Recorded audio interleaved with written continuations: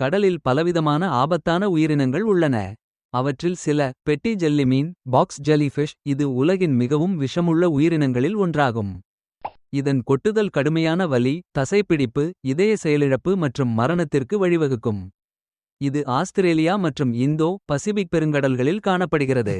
உப்புநீர் முதலை சால்ட்வாட்டர் crocodile. இது உலகின் மிகப்பெரிய ஊர்வனவற்றில் ஒன்றாகும். இது மிகவும் ஆக்ரோஷமானது மற்றும் மனிதர்களை தாக்கும். இது ஆஸ்திரேலியா, இந்தியா மற்றும் தென்கிழக்கு ஆசியாவில் காணப்படுகிறது.